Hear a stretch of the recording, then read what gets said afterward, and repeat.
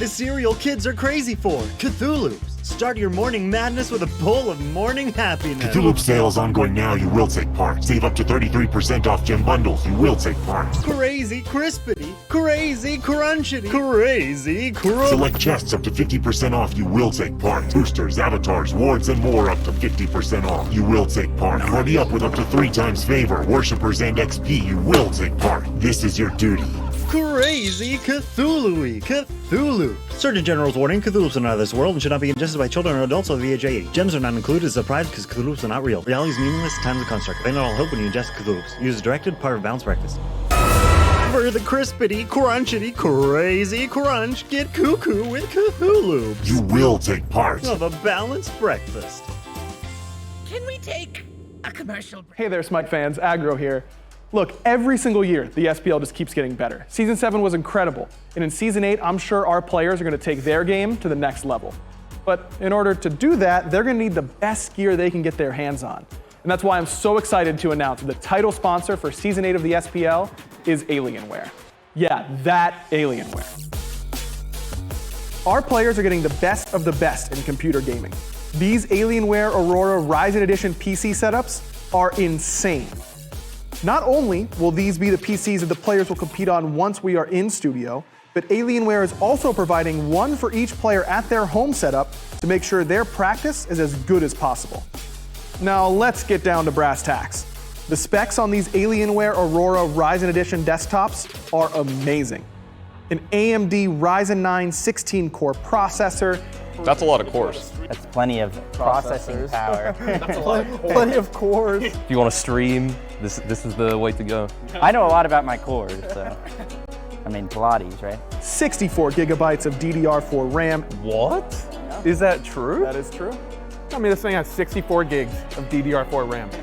Which you can do literally anything with. Literally anything. I've never had more than 16 gigs.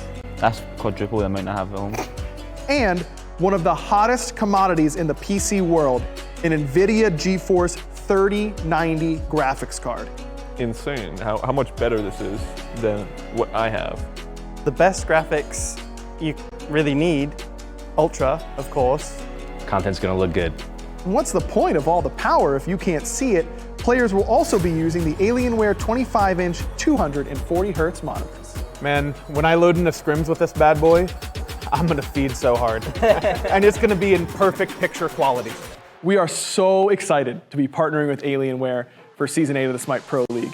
And the best part is, this VIP treatment, it's not just for the pros. You too can get the best possible SMITE experience. Just go to smitegame.com/Alienware and use code SMITEAW to get special discounts on some of Alienware's best products. Thanks again to Alienware. Make sure you're following them on Twitter and Instagram. That's at Alienware on both platforms. And you can join their community at alienwarearena.com. I know Mike didn't say the thing. Mike, can you say the thing for him? You're telling me an alien wore this?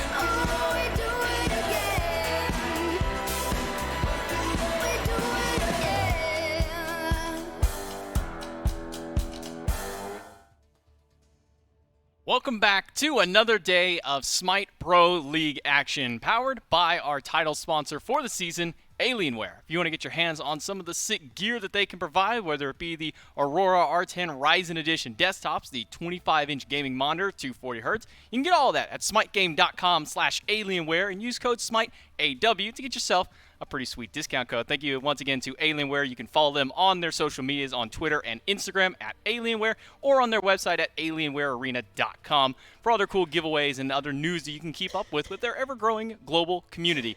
J-Mac Tucker here, joined by Taco. Starting off today with the SPL, we've got the Titans and the Valkyries for our first set, and then we'll round out today with the match of the week. You guys saw right before I loaded in the match of the week, the Bolts and the Dragons. And I know when it comes to the Valkyries, there's usually a pretty general consensus of, 5 guys on ping again. But for the Tartarus Titans, this still is not the time for them to take any sort of slack whatsoever towards this Valkyries roster. I think that we've seen the Valkyries show that they have that competitive edge to them, even with having to compete with 5 members on the European ping. And Tartarus Titans, if they're not able to clinch this one out, J-Mac, they find themselves, I think, at risk of being overtaken by the Oni Warriors. Yeah, and the Warriors are still one of their matchups they have to go against. I believe next week they'll have that match. So this is a big one for them. They can't just slack off here because it is the Valkyries. And as highlighted, they've been showing a lot more fight back in their recent matches. We've seen them actually really take some aggression in the early stages of the game, recognizing that's one of their stronger focal points to start their matches off. So we've been seeing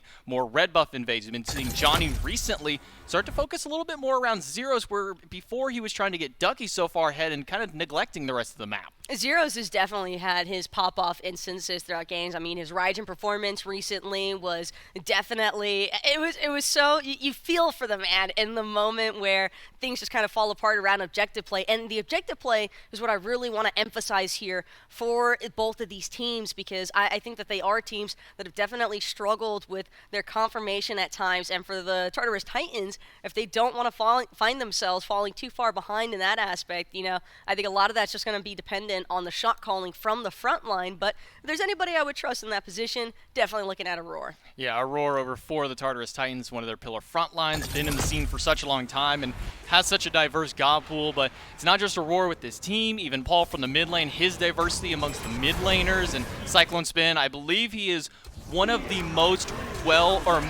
played hunters for that position for the season, if I'm not mistaken, for it. So a lot of diversity from these players and a lot of potential to close this game out. But the last matchup with the Dragons, one of their, the Leviathans, I should say, one of their biggest struggles was that siege effort for them.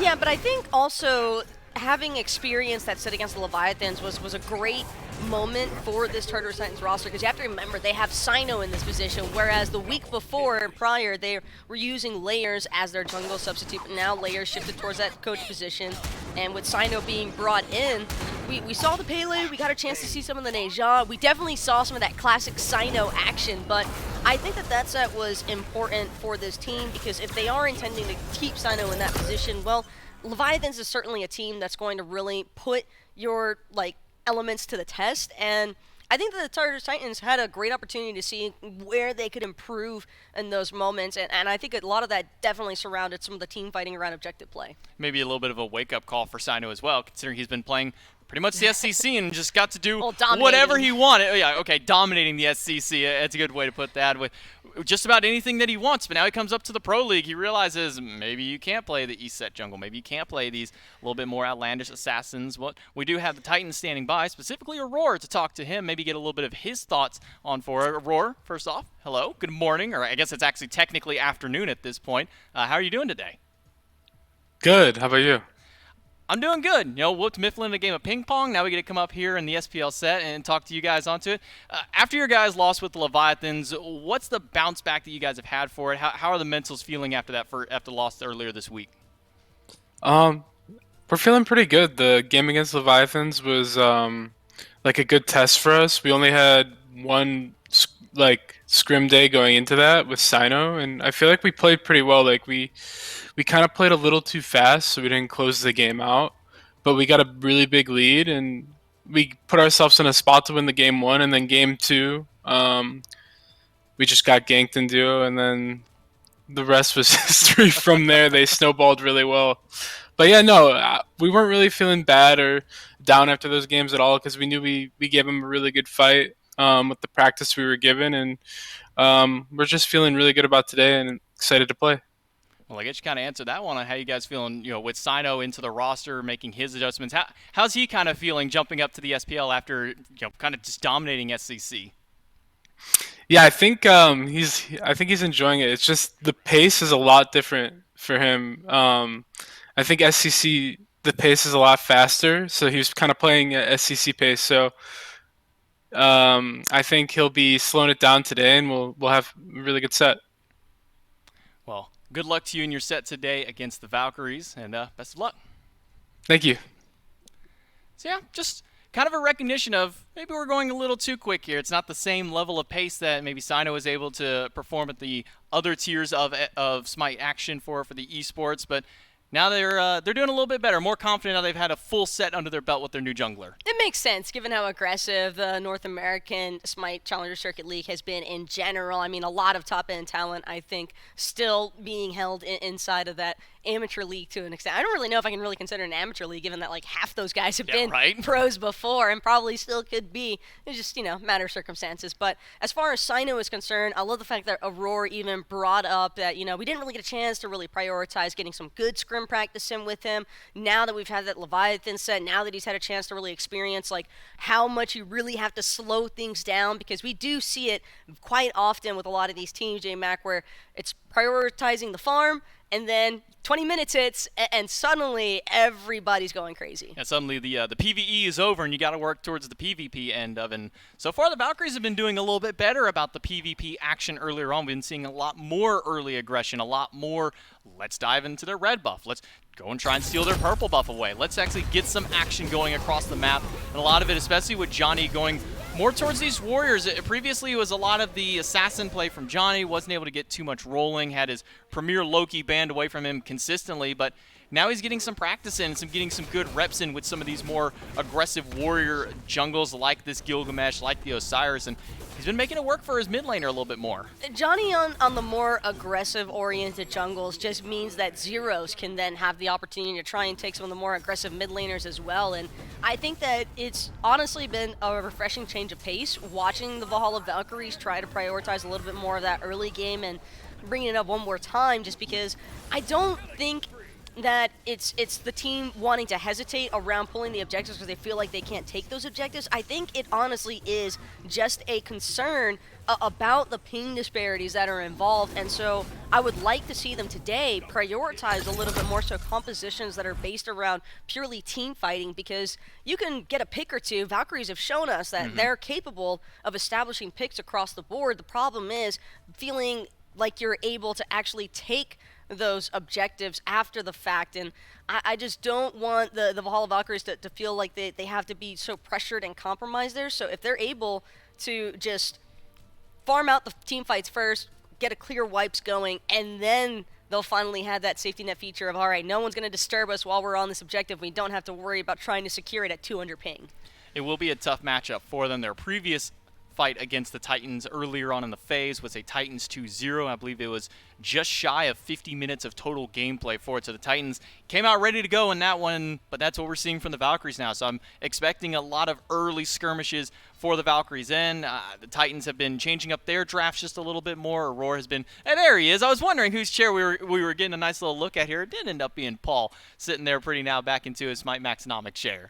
That top tier advertisement from Paul, that's just what we have come to expect from the man of the hour. And Paul, I'm sure he's probably going to be pretty excited for this one, because I know that he's got a lot of respect for Zeros up in that mid lane matchup, and you can never really count the Valhalla Valkyries out. I know that most people tend to just write them off, but we have seen them time and time again just be right there on the cusp of taking a victory for a game, and I think that Tartarus Titans should definitely still keep in that A for effort kind of mentality. Well, let's see where the pieces fall in for the puzzle here. Picks and bans, game number 1 between the Titans and the Valkyries. Remember, Titans do need this. This isn't a game they can just write off, because they've got a big seeding matchup. They have to go against the Warriors next week, and that's going to be another big one because the Warriors beat them in their first head-to-head matchup. So this is not just a big set for the Titans for making sure they can get the win here, but having themselves a better shot against the Warriors next week. But as we wait for the first bans to come through, a lot to be thinking about for them. A lot of the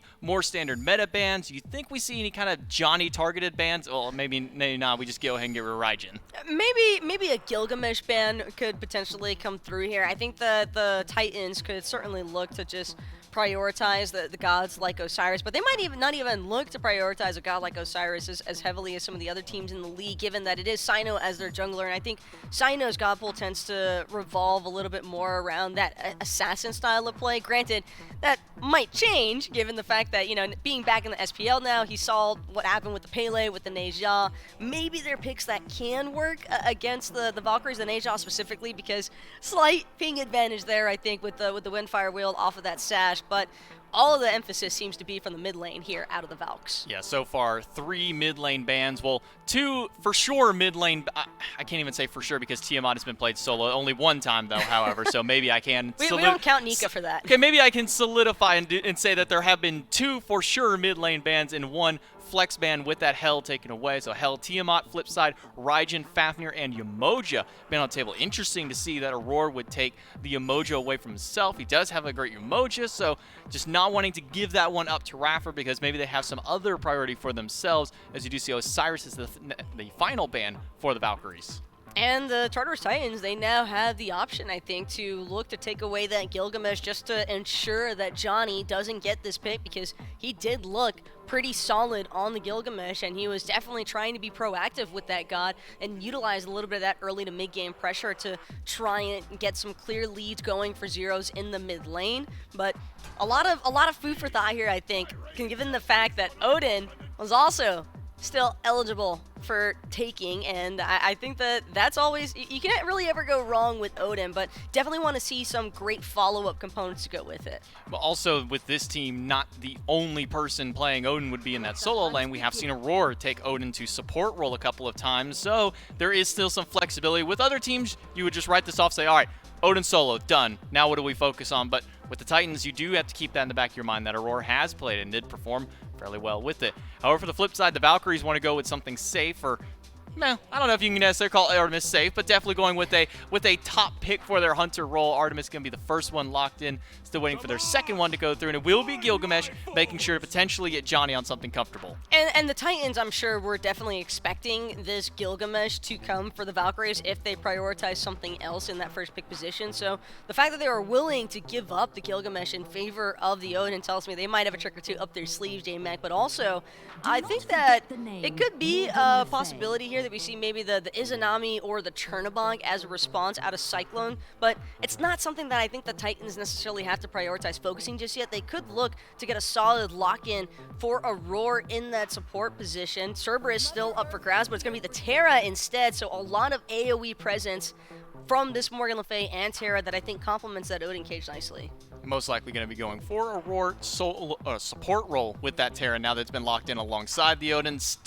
I'll still throw that there's some flexibility and hope, but I highly doubt that we will see it go solo. Kind of the days of old at this point for it, but Valkyries looking for their final pick before the ban phase comes back through. Would not be surprised to see if they try and get something for zeros here before the second round of bans go through, and it will be a Merlin lock-in to make sure and get him something comfortable before the Titans start ripping away at that god pool. Well, on the bright side for the Valhalla Valkyries, they also have a decent amount of their own AoE, so it's not going to be a total freebie, I don't think, for the Tartarus Titans if they get that Odin cage down, because even though Artemis and Merlin can certainly struggle around escaping the Odin ring, they can definitely have that turn and burn feature, although you have to remember the attack speed slows as well could be very impactful against this Artemis, not so much the Merlin, but it's a lot of reliability, I think, that the Valkyries are placing into their counter initiation right now, and Winds of Shamash certainly going to help further aid that. I'm wondering if we see a Kepri ban out of the Titans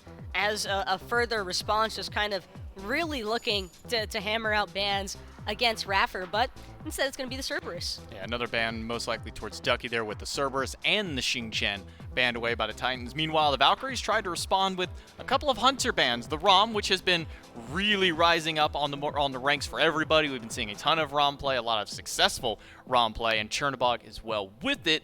But it's Cyclone Spin. He kind of piloted the Izanami back into the meta, said, hey, Izanami's good. Let's play some Izanami, and it's still left open. It kind of feels a little frivolous to try and ban away from Cyclone Spin. Again, he's one of the more diverse of the hunters for how many different hunters he has and can play, but at least taking two of the more recent top picks away may be a great idea by the Valks. I guess for me, or I guess for the Valkyries, I should say, the main reason why they chose to ban Rom over the Izanami is because maybe they felt like that Astral Barrage was too detrimental of an initiation value for the Tartarus Titans, because you already have great lockdown between this Terra and the Odin. Even Morgan Le Fay with that knock up and fear can buy a lot of time time as far as preventing a disengage from taking place. So if you also have to worry about these snipes coming, raining down from the skies, and you don't really know which direction they might even be coming from initially, it can just cause so much chaos, I think, in comms for a team. So it does make sense to a certain extent, but like you just mentioned, the fact that Cyclone was pretty much one of the pioneers for the Izanami debut here in the league, I do think it's a pretty hefty risk to leave that god open for him. Ganesh will be the first god locked in after the ban phase for the Valkyries, and I actually kind of like the Ganesh into this one. It can stop the spear from Odin if he gets into his face with it. Use that Ohm, silence him out. Same thing for the Terror. Prevent those dashes, maybe prevent a monolith break or a wall from being collapsed in, and even potentially just try and lock them down. But Terra, well, she does have knock-up immunity, so as long as she's got one down, Ganesh can, at best, maybe root her in place. But it does give a decent amount of lockdown and setup to try and get some damage after with this Merlin. Lock them down in place for the Artemis as well. But Titans have gone for Nemesis as their next lock-in, and looking at a Kamazats?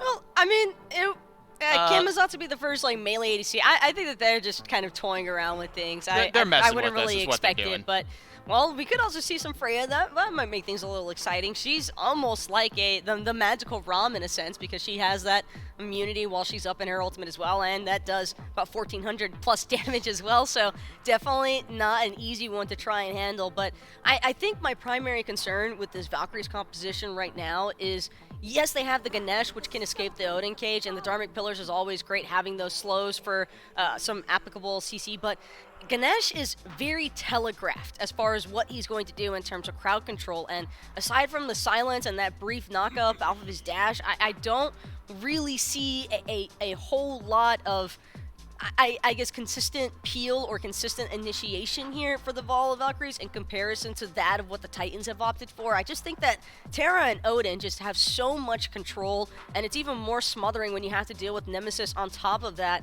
And now with the Izanami, Dark Portal as well, going to be introducing that silence, so even if the Titans are trapped inside of that, even if Izanami is trapped inside that Dharmic Pillars, Dark Portal on her feet, and the initiation is much more difficult to find. Yeah, Izanami will be the lock-in as highlighted for her. Kind of messing with us. However, the Kamazats are like, okay, there's no way. Loves doing that, man. All the pros love doing that to us, especially like when you get to World's big stage. Everybody hover Anubis. Oh, it's funny. Hover AMC because nobody's playing, and then they always lock in just the standard meta for it. They'll love messing with. Sun Wukong going to be the final lock-in for the Valkyries, going over the way of Ducky. He's been really kind of depending on this pick a lot to get some early damage, get some early aggression out of the solo lane, and try and at least keep himself at bay. That's been one of the pillars for the Valkyries. Make sure that Ducky gets his farm, make sure that Ducky stays at least at the bare minimum on par with his opposition, gives them a little bit of extra frontline damage on top of all of that. So with the Ganesh, with the Wukong as your frontline for it, how's the Valkyries draft looking as the game goes on? Well, I think if we didn't have to factor in what the Titans have opted for, this Valkyries composition, there's a lot of comfort picks here, which I think is always a solid look for players, but I'm just not really all that sold on how well they're actually going to be able to kind of negate a lot of that aggression from the Tartarus Titans, because again, it says a lot, I think, for the Titans when Ducky has been by far the most preference player for this Sun Wukong pick, and yet Titans are like, yeah, we don't care if you have the monkey, like take him, go crazy with it for as long as you can in the solo lane. But at the end of the day, I think that this Wukong is really gonna struggle up against the Odin in that laning phase. I think well, then again though, we might just see the Ducky, you know, that was going ham against Nika, so yeah, can never really factor him out. I do think that Ducky has a lot of potential as a player.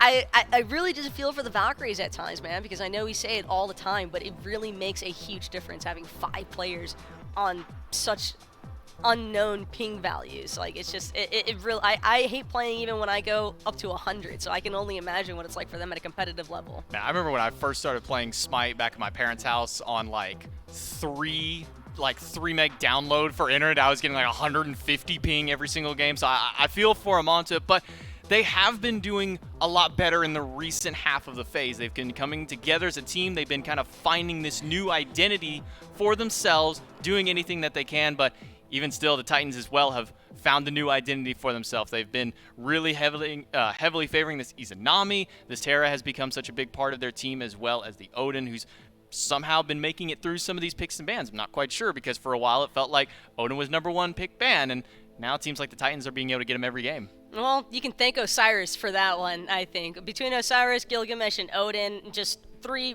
really strong warriors right now in the current meta, and it's really just boiling down to what you think the team preferences are going to be. We'll see if the Valkyries can get a big win here over the Titans, or the Titans are going to run away with this first game. We'll take it over to Hindu Man and Gormizer for this one. Thanks so much, J-Mac and Taco on the desk. Joining me for this game of Titans versus Valkyries will be Gormizer, and of course, the #1 Raw in the West I read about recently again. The community still remember how good Doug is and his Raw plays. But into the game we go to see how Titans can perform here today against Valkyries. Obviously, the state of affairs with Valkyries are well aware for everybody. However, Titans, they've had a couple of changes. Sino now coming into this roster here, Gore. And we're excited to see how this team can develop, because I do believe there's a bit of a, well, Layers is still on the bench. So maybe it's a vying situation of who comes out for that spot. I'd argue the most stressful interview that you have to have, right? Like you're being watched by a team that just got 2 really good wins last week, where your replacement is technically the coach right there if you aren't able to perform the way I think that the team wants. This is definitely another way to get a heat check for Sino. But also, it's a weird spot to be for the Titans, because technically in 3 weeks they've had 3 different junglers, which is difficult to get accustomed to. Bird bomb connection, Benji there early, and Ducky already forced back towards his tower as he hits level 2 a little bit later. Speaking of hitting level 2 a little bit later, same can be said for the dual lane out of Valkyries here with this Artemis and Ganesh composition. No real surprises though with this little bit of lane pressure in the early game with the Terrors and Nami.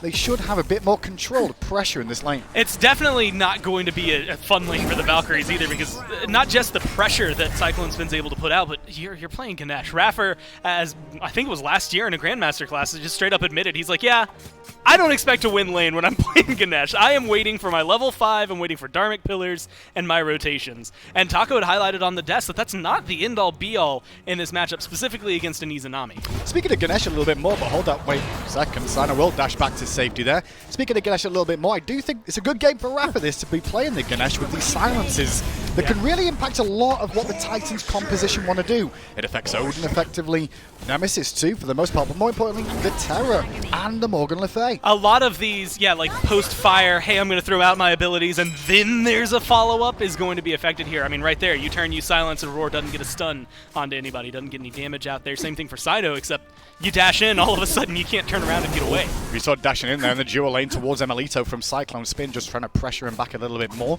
No real surprise we don't see any kills just yet as we turn our attention a little bit more towards the jungle area in this one. And speaking of the jungle, I mean, we're seeing a lot more warriors these days, Go. A lot of the community, a lot of folks saying that assassins have kind of fallen out of favor, and we're seeing the rise of warriors. And I think that's one of the reasons you may see a little bit more of Nemesis, because she's good against those tanky targets. I mean, you've got 3 great targets on the Valkyries that you're going to be able to burn through the Ganesh a little bit faster, or the Gilgamesh, or the Wukong. Admittedly, it feels like Wukong might be a moot point. Emilito under a lot of pressure, beads now used just to try and get himself some separation. Nice knock up from Raffer. The minion wave comes into play, but not enough to keep Emilito alive. And now Raffer under pressure will get himself a kill. It's on the board, and that's a kill for Ganesh of all people, which shows how that goes. He'll still fall down to a Roar though for the 2-for-1 in the duo lane. And on top of that, a couple of minions will also go in favor of Titans there. So advantage Titans in the duo. Those happen so few that the last time I looked at it, I'm pretty sure regular season, like Ganesh has one of the lowest kill counts of any god because of his passive. Yeah, it should be that way. Right? Yeah. And it's unfortunate that I think his KDA was still higher than a couple of them out there. But it is insane to see that you're able to pick that up. Good on Raffer to keep that pressure going, recognizes I'm probably going to die. I just lost my carry, but I can take someone down with me. And you get Cyclone Spin. If it had been a Roar, it might have been more of a toss-up, but you keep the Hunters equal in this case. And admittedly, you still get an assist for Emilito. Well, first blood as well. Very important. A lot of people will undervalue it, but it does give you bonus gold, which extrapolates your gold lead a little bit more, gets that build online a little bit quicker. So just keep an eye on how Cyclone can try and get this advantage in the dual lane now that he found that first blood up against the Valkyries. Now level 5, and he's dashing in aggressively. Sino rotating in too. Cyclone under pressure as Raffer and Emilito try to zone him away. Aurora and Sino were in the area, but not really in the position to get as aggressive as Cyclone wanted. That definitely felt like like a, hey, we're here, let's go for Let's a go gank, fight, and yeah. Cyclone goes in, and he's like, all right, where is everybody? I'm half health now. Well, they're still trying to play catch up, but also showcases that now Johnny and Sino are getting aggressive. Drop kick into the wall, and the Windsor Shamash wow. down to keep him pinned in place. Heroes rotates in, and Johnny picks up a kill in the jungle. That was the late rotation from Johnny to dual lane, which answered Sino being over there, and Sino is punished. It makes him pay for being as aggressively positioned as he was, plus just good CC. The drop kick in the Windsor Shamash to make sure he stays there with Zeros, also I believe getting the pull back in there to make sure that DPS is consistent. Sino had a great shield that in most circumstances should have gotten him out alive, but that was just good play from the Valkyries in the jungle and mid to really make sure he gets locked down, and that's the danger. Zeros admittedly has had some performances that especially on some of the more quote-unquote meta gods that haven't necessarily been anything to remember, but the Raijin lately and this Merlin have been treating the Valkyries a little more well. I'm talking about the mid lanes a little bit more. Paul now has his Charon's coin online, so too does Zeros in this mid lane. One of the go-to items for the year here for the mid lane is plenty of sustain. More importantly for my liking, it's the mobility. There's just a nice little extra advantage there. As on the left-hand side, the Draugr will go the way of the Titans in this early game. Goal differential between the two, though, separates about 1,300 at the moment. And honestly, some of that's going to be that first blood bounty that we got to see from Cyclone Spin, but the rest of it's just good farming at this point. We saw a lot of invades from Sino kind of just peeking through, stealing experience camps more than anything. These mid camps are really actually starting to make a difference in this gold lead for the Titans, and the more consistently they're able to get the more neutral objectives, the more likely it is they're going to continue on this warpath. Red buff attempted there by Titans to steal away, and I'm not sure if it was successful at the moment. Doesn't like Valkyries want to go in there, but worried about a rotation in. Purple buff now being looked at by Aurora, Sino and Cyclone in support too, and even Morgan Le Fay from Paul coming over to this left-hand side too. Invasion does work out profitable there for the Titans in the stage, and they're also going to pick up the Scorpion on exit. A very heavy-handed rotation, and admittedly, they do still get a lot. They get a purple buff invade, they get the Scorpion, but it feels like a lot to commit. Still with nothing big going their way, at least nothing huge. Dark Portal already used, Beat's still available for the Artemis here, but she will use the Caledonian Ball defensively there just to make sure Aurora can't get that dash off to keep him rooted in place and force those beads out. However, ultimate for ultimate exchanged in the dual lane. For the time being, I'd say that's definitely an advantage there for the Titans as Johnny on this right-hand side trying to continue the good work he started in the jungle so far. But Benji's cage comes into play to give him some separation. Sino now rotating into that right-hand side as Paul in mid lane under a bit of pressure from Rafa and Zeros there, but he'll survive. Meanwhile, Emilito under the pressure in the duo lane too, and he should fall any moment now. That was just aggression across all boards. All three lanes had something going on. A great Dharmic Pillars usage from Rafa, but Paul navigates it pretty well. Actually, now Roar might be too deep. Well, so could Sino be on this right-hand side, and Odin's really kind of watching on. There's not much Benji can do as Ducky combines with Johnny to pick up a kill on this right-hand side. The blue buff also stripped away by the Valkyries there. They are finding a bit of wind in their sails at certain moments. I mean, it's really good retaliation so far from the Valkyries, kind of highlighting lately they've had the same case as maybe the Scarabs have, a good first 15 minutes that translates into a difficult late game for them. And this is a good early game. Granted, the gold lead is starting to get a little more out of hand than I think they would like, but at least in kill presence and fight presence, they're there and they're really keeping up with what the Titans are able to dish out. And if they get more invades like they just had on the right-hand lane, that gold lead will start to dissipate. I think a lot of pressure for the Valkyries around the Gold Fury, because if they can scoop that up, it brings it right back to even. So advantages so far for the Titans in the left-hand side of the map. Meanwhile, right-hand side towards the solo lane, that's where Valkyries have found some fruition so far. And we'll see if that continues to translate, because Odin will get to a point where it's a bit trickier for them to burst him down, specifically with, you know, the bird bomb options of being able to get that shield online for yourself. Titans, though, on the left have recognized an opportunity here, and they're going to pull this Gold Fury. Now, right now, Cyclone Spin has a 1.5 level lead on Imolito, so knowing that that Hunter can't join as safely because you're just going to be able to out DPS it, he's got a tier 2 over Imolito right now, and they just recognize they have the damage to burn it down. Everyone was falling back from the Valkyries at that time as well. It just kind of stars aligned, and this is one of those moments, even though the kills have looked really solid for the Valkyries, this is where we've seen a lot of these teams in the bottom 3, I guess, is the best way to describe it. when they start to lose, it's not because the kill count. They actually have really good fights. It's the gold lead and the map play, which the Titans right now are on top of. And we spoke a little bit about the solo lane pressure that we saw come out from Valkyries so far. Well, Mystical Male now online for Benji too, up against two physical characters. This is going to give him the protection he needs to survive the potential gank opportunities. So the window of pressure there on the right-hand side is slowly collapsing. The pressure on the left, though, continuing from Titans here as they look to invade the jungle one more time. And Melito steps in, places a ward, and there's not much they can do on that left. Tower still stands, though, on the left-hand side. But more importantly, Titans are still finding some victories here or there. Valkyries, though, will answer back with that greater Scorpion around the FG. I don't know what world it is that I'm going to talk about the damage Mystical Male does, but it actually is like going to be a little effective here. I mean, you're going to build magical procs mainly for Paul. That's the only real big magic damage that's coming out of the Titans. So theoretically, Benji should be able to get a good amount of damage. Granted, it's hitting Ducky there for what, 25 overall? Not a ton, but it stacks up as Odin's in the fight. If you don't kill him, that's the main thing, right? Because you just continue to put out consistent damage in those engagements. I will say you're doing a bit of a disservice there, though, God, to how much damage a Terra can really put out these days. Terra is, like, frightening, especially because a lot of players have that combo unlocked. Like, you've seen Aurora go for it a few times, trying to slam the walls with the dash right as they collapse together. It can be a good amount of burst. Most people are using it for buff clear, but if you can hit it on a player, it can be devastating.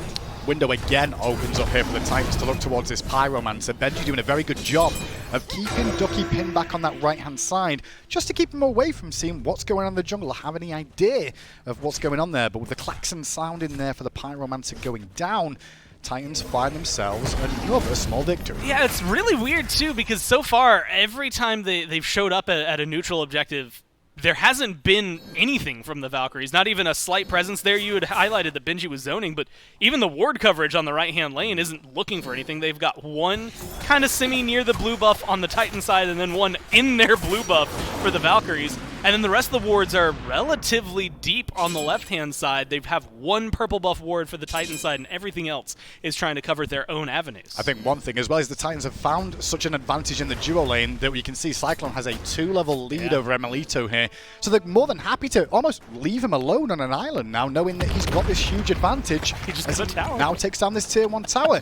Meanwhile, it's Valhalla Valkyries trying to make something happen elsewhere towards this right-hand side, and Benji, silence from Rafa, will push him back for the time being as they will strip away the blue. But at the same time, they're probably going to strip away the life of Emelito here, the Titans, in response to that blue buff invade. I want to know if that was all Immel that did that damage to Cyclone, or if he was taking some tower shots, because if that's just Immel and a Cyclone 1v1, that's actually really good for an Artemis who's 2 levels down and is missing an item in comparison to Cyclone Spin. But I think that it is just one of those moments where Cyclone, especially with how we've been watching him play lately, he's been getting very aggressive. He has been Chernobog dashing on his opponents and driving that force forward that way. Simon under some pressure here as the combo came through from Rafa, but Johnny didn't really in a position to follow up, and Aurora just kind of watched on, waited for the right opportunity to make sure his teammate was safe. Sino, though, pathing awkwardly through the jungle here, still being chased down by Johnny. Looks like Sino was heading towards the purple buff, but well aware of the rotation coming in from Valkyries too. However, with Cyclone Spin in support from this left-hand side too, the purple's invaded. Johnny, though, still goes in on Sino. Sino is going to have 2 dashes, going to be able to disengage. You've got Cyclone, you've got Aurora right there. Not too worried about the pressure that he's going to be taking. But again, it was kind of curious pathing to begin with. I mean, you're playing very aggressively right now if you're the Titans. And admittedly, they have the wiggle room. They're up 5,000 gold despite it being 4-3 kills. They have just every neutral objective, any camps, anything they can steal. A tower over there on left. They've just taken a small advantage and really driven it home. Not looked too much at Relics yet, but I will say Rafa has picked up this meditation. Has he picked up this multiple times so far? Is this one of the first times we've seen it a couple of times, but it's one of those like make or breaks. You never get to see it. Like in the middle of the team fight, sometimes that healing is going to be nice. That's true. It's only going to match Terra in my eyes as of this point. Like it's not necessarily going to be the swing that they need, and honestly, the Valkyries haven't been fighting so much that I've seen it be necessary. I think there's an opportunity with Meditate, potentially, with the fact that it's like an advanced potion, almost. Yeah. Oh, it's real nice. It'll affect your whole team, but I think the window for that is like, when do you actually use that? Because you want to use it earlier rather than when you're at 10% health, because you need time for that regeneration to really kick in. We'll see if it does make an impact in these team fights at all. Might be tricky to follow, however, as the Primal Fury on the left-hand side looked at. Johnny's the only one on the scene looking to try and contest with the wings of Shamash. will not save the day there for the Valkyries as Titans extend their lead some more. I think the desk was talking about Gore specifically. Both these teams struggling with objectives so far this year, at least securing them. So far, Titans looking very good for that. And that's one of the best things I think about Izanami. In the middle of a team fight, it can be a great silence, good damage, it's awesome, but it's not a large circle, so good luck hitting it consistently. On objectives, they're not moving too much. It's much easier to secure. And it's also led to not just now a 3-level lead there for Cyclone Spin, but he's got the Rage up a full tier 3 above where Immel is, and that is helping burn these objectives even faster. They already had the DPS to take the last 3 now without the Valkyries truly responding. Johnny shows face on the last Fury, but now they're in a position where even if you step up to fight, there's a good chance you're going to get bursted down before you can actually defend it. Rafa attacked in the mid lane there, but escapes danger from the 3-man unit of Titan's core there towards the middle area. As 15 minutes now approaches here, it's kind of time where Valkyries need to, well, be prepared for the next Fury spawn, and I feel like we've gone through the farming phase, and when you look at it, sure, there is a gold lead, but the experience differential really all comes down to that dual lane more than anywhere else. I mean, in fact, Johnny has a level up, technically, in the jungle. That's where some of their advantage is. It's equal for support in mid. Pretty much, it might as well be equal for Benji and Ducky. I think Ducky just hit 16, so he's slightly behind. But Immel just hasn't had the wherewithal. I mean, he can't leave his tier 2. I've seen every time I've looked up at the minimap, he is right there, just trying to get some farm, trying to get some experience, and they've just been doing the same thing. If he steps forward, I think Cyclone's just going to try to kill him. Full exchange on the right-hand side, I will say that favors the Odin more than anybody else in that situation, especially with the blue buff coming out too, and the fact of if Ducky gets aggressive there, we could always see that rotation in from Sino to continue the pressure. As Benji now continues to farm up on his right-hand side, and he's got the Talisman online now for a bit more mobility, as well as some magical defense up against Zero's Merlin in this game. Titans, though, on the left-hand side, continue to pressure a tier 2, as the rest of the team of Valkyries are going to find a win at the Pyromancer. Now, ultimately, if this tier 2 goes down, it's not as worthwhile as it could have been. That is a good neutral objective to pick up, but it is half the value of a tier 2 that you're going to see, maybe a little more than half. So ultimately, it's still helpful for them to help equalize some of this gold. But this is also the problem I've seen with the Valkyries. It's a lot of pressure on the right side. Let's see how they can fight on the left. I will say, though, I don't think you want to play around against Cyclone Spin in any stage. Now, with a 3-level lead, the highest in the game at the moment, as Aurora gets pinned by all 5 members of the Valkyries here. The Pillars help to cut off the escape route and support from his team. Nice little pick from Valkyries there. But at the same time, it doesn't change much in the game. It gives a moment for the Valkyries to maybe just farm up and continue catching up in this experience. It was a good collapse. I'm honestly surprised to see the Titans let it go to the wayside the same way. Like, they just kind of said, all right, Aurora, have fun. We'll get out of here. What's the point in fighting there, though? True. You know, like, what are they going to get off the back of it if Titans stick around, I feel? Yeah, your worst-case scenario, you lose Cyclone, which is a huge bounty as of right now because of his experience. Same thing, if you lose Paul, it's not as worthwhile. And they had everybody over there, so yeah, it makes sense. Leave your support to die.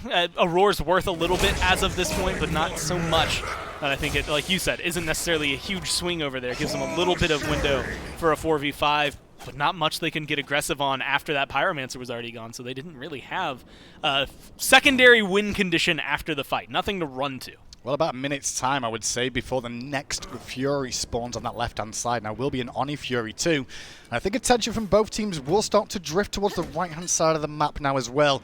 Maybe we'll see some involvement from these solo laners. They've pretty much been left outside of that one kill on that right-hand side for the blue buff invade to their own devices, as Ducky, now looked at, will be forced to use the ultimate to escape Aurora. A lot of reinforcements here, though, from the Titans, and Ducky trapped in the ring. No support still coming, because if the support was coming, Sino was there to cut it off. Nice pick from the Titans as they now look for a tier 1 tower. You could see the break. You have Johnny, you have Zeros making a rotation over here. Good control from the Titans. They're keeping Ducky locked down. And the minute they realize, oh, he's going to die before we can even get there, they just turn back and try to get some XP camps. This is giving a bit of a window here for Emelito to catch up in farm and put some pressure on the left-hand side, but it's all a bait to try and trap Rafa in place. Rafa now in an awkward spot trying to use the Darming Pillars and wait for reinforcements to come through. Wins a shamash down from Johnny, but he gets CC chained away from Cyclone Spin, and Sino slaps those knives together across his face to bring down the jungler from Valkyries. And Melito, all credit to him, he does answer back with 2 towers on the left-hand side, but now the Fire Giant under threat. It's this awkward gameplay from the Valkyries again, where kill-wise they're keeping it close up until that last fight, but gold just spirals in favor of the Titans. That fight, especially with the deficit Emilito was at, you're not going to rotate the Artemis into this. You just know it's going to be another death. I actually love that Emil counters out with the tier 2. It's unfortunate that the Fire Giant goes completely for free, but he gets something out of it. And we were also talking about how far Emil was behind there. He was three levels down. It's now, well, it's 2 still because of that wave just going down and right, but he's closing the gap a little bit. And that's one thing for Hunter players to realize, that sure, you can get camped, sure, you can get behind, just keep farming. Because once you get to that late game, you will still have be the items. You're still an Artemis, first of all, so that will be an impact if he can get a good ultimate off in these engagements. Titans, though, starting to go around the map, though, and clean up some of these towers, extend that gold lead further, and apply more pressure to the throat of the Valkyries. And now that he's more or less played catch-up, that Emil's here, I want to see more of a defense. I want him to be a part of these fights, because it's at least should be that last tier 2 that falls with this Fire Giant buff. But around a Phoenix, that's where I think this Artemis, everybody gets clustered up a little bit more from the Titans, even if they do like a 2v3 split and send 2 down mid, 3 on left or right. It gives you a good opportunity to get 2 to 3 stuns in the middle of the engagement. I'm glad you mentioned that, though, because I do feel like for Titans here, it's probably a good idea to split this fight apart still. Their leads are comfortable in multiple roles, so why not split the map and make sure that, you know, 1 or 2 of these Valkyries players that are under-leveled, are under-farmed, can be pressured easier and not have the full support of their team. Titans, though, heading to the left-hand side now. Only a tier 2 tower stands for the Valkyries in the mid lane, and the focus is on this left-hand side with an Oni Fury minion wave coming through. I'm actually surprised to see what their split is right now, though, because it's support and solo in mid to deal with the tier 2, and then your 2 carries and your jungler hanging out in left side, which, again, is going to give Benji a little bit of pressure. They're getting that Oni minion wave caught up into the tower, which should help him either put pressure on it or, at this point, it feels like maybe just distract the Valkyries while the rest of the team pushes up the wave and left. Really is a 5-man group, and as Benji will cut off the avenue for entry from Valkyries towards the middle area here. Now with the minion wave coming in, the wards are cleared out by Titans to keep vision control around here, and onto the Phoenix we go. Zero takes a bit of poke damage from Paul, and it's Sigil there as Ducky Ox forms in to knock up multiple members. Dharmic Pill is dropped to separate the team, as is the Odin Cage. And the Odin Cage is actually doing a great job. Now that the Dharmic Pillars are down, it's just wide open to move around if you're the Titans, but they did get a good regroup from the Valkyries. 2 ults for 3 though on this left-hand side as Valkyries use 1 more ultimate to try and defend. Wins a Shamash from Johnny, but he was focused. As soon as he got in the engagement, he'll get a kill, but it'll come at the cost of his life towards Paul. Support for the jungler, not a bad trade for Titans yet, but the siege is not working out so far. The health bars of the Titans is dropping, and the Valkyries have managed to hold for now. Cyclone Spin is doing really good damage, really sparsely. You can see these crits popping in the middle of the fight, and it's making the Valkyries second-guess themselves and move back. Under pressure, has to flicker away. Trying to siege up this Phoenix now without a minion wave. Will take a bit of time. Now the minion wave comes in too. Health bars regen from some of the Valkyries. Same can be said for the Titans. But the Titans give up the siege and fall back to strip the jungle. Losing Aurora, you lose your source of healing, you lose your front line, you lose so much in terms of capability of just pushing into a Phoenix. And that's like that Fire Giant's enough. Cyclone Spin's already back to full HP. Fire Giant can put in some work, but there are more, at least easier attainable objectives on the map, which mainly is this tier 2. Another good chunk of gold for your pocket and should be able to take it. Ducky took a lot of damage there on tail exit after the damage out from the wildfire from Paul. His Anami is swinging heavily. Titans, though, do not want to give up getting nothing extra from this Fire Giant buff, so they're trying to abuse this tier 2 tower. Valkyries, though, feeling pretty confident after the last skirmish at the left-hand side. Rafa wrapping around the back as Emilito is engaged on. Dharmic Pill is dropped down. Cyclone engages on Rafa, who forces him away. Keeping his Anami away from the tier 2 means it won't drop just yet. Sino will, though. He tried a flank and got punished. Now in comes Johnny looking towards Cyclone Spin, who's been isolated. And we spoke about Titans struggling a little bit on siege and a little bit on objectives, and it's being punished here by the Valkyries as Titans have to turn tail. Valkyries hold on to what they've got left on the map. I mean, There's so many things that surprised me there. Raffer went in half health and didn't get necessarily as punished as hard as he should have. I mean, that was a key, I think, for Cyclone Spin. If he had been able to chase that kill down a little bit better, maybe he would have gotten it. But then just a weird disconnect from the rest of the Titans. Cyno goes incredibly deep. He does get a kill, but he's left isolated, not able to retreat anywhere near in time. Nobody's helping to peel for him. And then the same thing ends up happening to Cyclone Spin. Pushed off to the left-hand side, which is more or less a great play from the jungler, or from the Valkyries, to push him over there. So good on Johnny to make that separation. But no one from the Titans peeling really for their main carries outside of Paul. I guess the question really is now, Go, if you're the Valkyries, do you try and defend the Fire Giant here? I would argue yes, because I think the last couple of engagements, it's shown that they've given as good as they've got in them, and they're finding some good, fruitful results. Now, though, ward coverage begins around that FG. The Spectral picked up for Ducky makes me want to emphasize even more. Let's fight here. We're going to at least have one person who, if they focus down Cyclone Spin, won't be worried about the crit. And that's kind of who you want on Valkyries to be focusing Cyclone, keeping him engaged, right? Just try and get the Sun Wukong towards the Izanami and keep her busy. Valkyries with a bit of control around the FG right now, looking to try and find someone on a rotation and clear out the wall coverage. You can see the amount of sentries down on the minimap right now in favor of the Valkyries. They've had a bit of a window here towards that tier 1 in mid lane as Aurora and Cyno are trying to find an avenue to rotate around the back. Tier 1 falls and Ducky goes in on Aurora, stunned in place by the Tiger Form. Dark Portal for some separation out from his army there to support. Benji trapped in a ring, intentionally up against 3 or 4. Cyno trying to flank around the back, trying to get a hold of Emilito, who's silenced out by the Raffer, but Aurora will do a good job of follow-up to support Cyno there on the engagement. The carry of the Valkyries down forces the Valkyries to turn around and go on the defensive. I mean, that just harkens back to exactly what we were saying. Emilito's 0-5. He's still technically a level down at 19, hasn't hit 20 yet. But he's still an Artemis, and he's still got the build online as of right now. You have to consider him a threat at this point in the game. And so a great kill from Cyno to immediately get back there and to get out with his life to do so. Even though that's a 1-for-1 trade, I think it's worthwhile for the Titans. But it showcases that the Valkyries, even though the game plan, ideally, as we had said, Ducky can get back there, do what we just saw Cyno do to Emilito, to Cyclone Spin.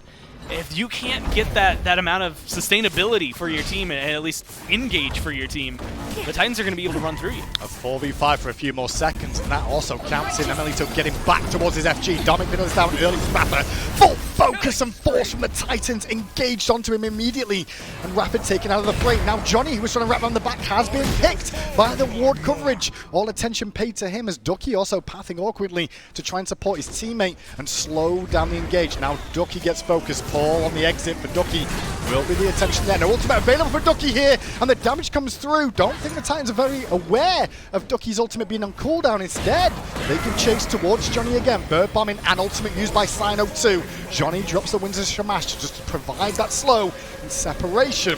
Valkyries do a good job of buying some time here for Emilito to respawn, get back to the fight, but it does cost them Raffer. And they stay alive. I would argue that's maybe the best thing. Well, outside of Raffer, they stay alive. That is really a good key for them. He gets burned fast, but now you've got Emil for the fight. Emil just lost a third of his health to Paul. There was Fire Giant still under threat here by Titans. But look at the damage that arcane damage did from Zeros. FG goes to Titans, and the Ducky will fall, who came in to try and secure. The rest of the Valkyries are going back to base to sustain, and they're going to have to defend the siege 4v5. I've got to give them a lot of credit. The Valkyries are not playing like a team that is 10k gold down right now, which honestly is great for them. The fact that they're showing a lot of presence, the fact that they've made things as awkward or at least fumbly for the Titans, nothing has been clean so far for them outside of maybe the first, 10, 15 minutes where the Titans got a lot of unanswered objectives. But this is where things are really going to struggle. You're missing your solo laner, your carry's 0-5 and hasn't been able to get much, and your Phoenix is under siege. And Zero's under siege too. Will flicker away, still followed up by Paul though, looking for the secure of the kill at the tail end. Won't find the final shot, but overextended and punished by Johnny. Paul now down, but so is the Phoenix in middle lane. Titans find a result, but Valkyrie's trying to answer back. A couple of crits though from Cyclone Spin on Johnny will stop the initial re-engage from the Valkyries, and Titans head to the jungle to secure a Gold Fury. And Cyclone's just going to get stronger from this point forward. I mean, they have so much gold in hand, as we had just seen. Now it should be even more after they get the Phoenix and a Gold Fury on top of that. They're going to be able to back up and do so much for this team. or at least in terms of items and what they're going to finish. Their ward coverage, either relics upgraded as well.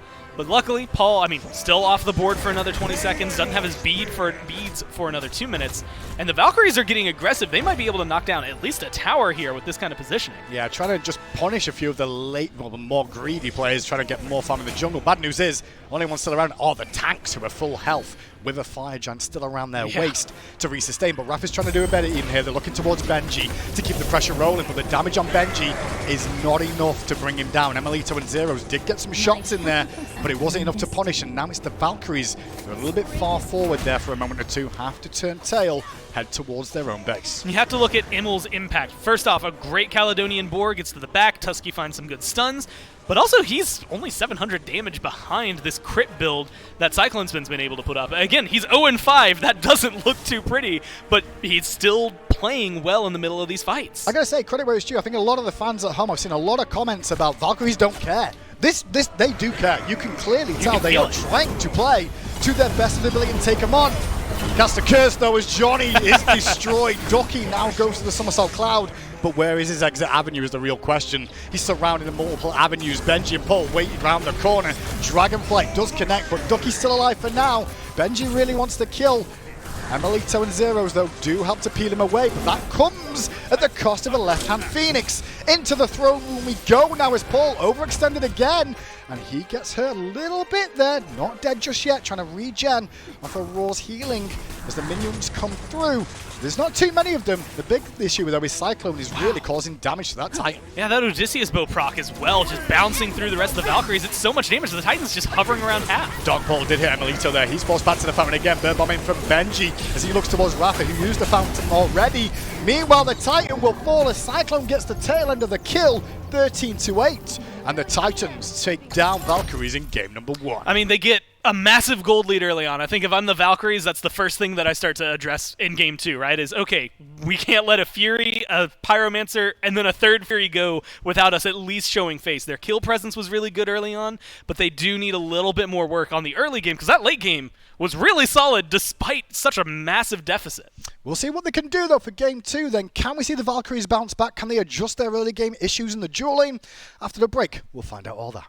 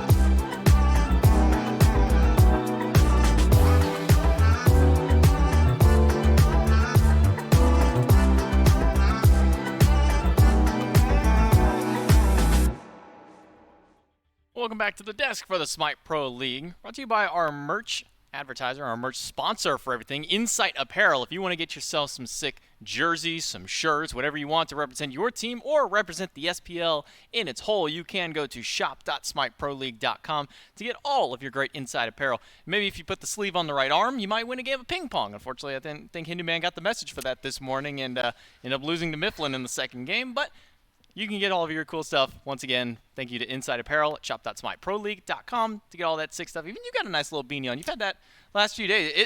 Is that a comfy beanie? How comfy is that beanie? I'm a very big beanie person in general. I think most people who know me know about my beanie collection. And having this to add to it, I can 100% attest to the coziness value that is here. A lot of plushness, the bob on top as well, incredibly soft, a lot of maneuverability. And it stays exactly how I want it to be. Yeah, looks good as well. So, breaking down game number 1, Valkyries, they tried to fight back. They looked good in the early stages. They kept the kill count even, and despite the gold starting to slowly eke out of their control, start off with a couple hundred gold, then 1,000, then 3,000, and even despite when they were down almost 10,000 gold, they were still fighting back against the Titans. Unfortunately for Emilito, though, as far as the dual lane is concerned, Artemis, I think, being one of the more punishable hunters to just sit on top of, and especially when you're trying to deal with the likes of a Nemesis, the likes of a Terra, I think the pressure was just overwhelming in that dual lane, and Ganesh is not exactly the #1 advocate for peel in the world right now for the Guardian, so ultimately, I liked what I saw from the Valhalla Valkyries at moments throughout this game, but there were definitely some segments where it certainly felt as though the team maybe should have looked to not be as distracted by the Odin Cage. But again, it's like easier said than done sort of spiel. One of the things that I think we talked a little bit about it yesterday during the Leviathan set was I asked you, said, man, what's up with teams just not picking Artemis? And your reply back was, it's kind of just a bait pick for it. And maybe that's what the Titans were kind of banking on with this Artemis locked in by Emilitu. Cyclone Spin had a little bit more safety just by nature of having an actual escape, especially one that goes over walls. And Emilitu just had to rely on better positioning and hoping that his board was also off cooldown. It's kind of just the nature of competitive play, though. Anytime you see one pick rise to the top and start to be the first pick priority over and over again for a certain role, typically you'll start to see teams start to formulate strategies and whatnot that can actually deal with those particular god picks, and I think that Artemis is one a lot of teams have just realized, hey, Chernobog, Izanami, Rom, these are all hunters that are arguably much higher capabilities for survivability in general, and then on top of that, they also have really strong team fighting features as well with their ultimates, so it's not like that Caledonian Boar is the end-all be-all when it comes to that dual lane discussion right now. But also, I think that it is important to know that for the Valkyries here, I would like to see them get something that can be a little bit more aggressive in this secondary drafting phase. Maybe we can see if they make that adjustment for the picks and bans in game at number 2, ready for it. And I think what you mentioned on it is perfect. It's, you see this rise go so far up the list. You know, Osiris, out of nowhere, we got to pick them all the time. Everybody's pick ban Osiris, pick ban Osiris. Same thing with the Artemis. It kind of puts you in one of those 3 tiers. Either you're a meta maker, you know, you're establishing, saying this is what the meta is going to be. You're a meta player, you just stick to what's there, this is what's being played, cool, we'll grab it. And then you have the meta breakers, which is what the Titans kind of went for here with, yeah, you guys want to play the meta? Sure, Artemis, play the meta, go for it. We've already got an answer to it because we've been doing it ever since Artemis came up into the meta. And interesting to see the Titans recognizing that they're no longer in that first pick position, but they're going to take away that Odin from the Valhalla Valkyries, although I think there is a chance now for Osiris to possibly enter the playing field here for the Valhalla Valkyries and to kind of answer some of that lack of aggression that I think that the Valkyries were struggling with a little bit more so in that early mid-game, because again, they were able to match things in terms of kills, but that gold lead that started to just break away, it kind of exploded in the Titans' favor. Yeah, that was the early game for the Valkyries, was we're still fighting back. We're still keeping even across the kills. You know, we had the 2-for-1 trade in the dual lane, didn't go so hot, but Johnny answered back instantly for the mid lane, said, okay, well, you're fighting in dual lane, I'll just kill your mid laner with the help of mine since your jungler's not here, and then fighting solo happens, you have a 1-1 trade there. I mean, overall, we were sitting at 4-3 at one point, so even across the board for kills, but gold just kept spiraling out of control and it got eventually too far for the Valks to even really be able to fight back. They were trying to fight back 10k down, but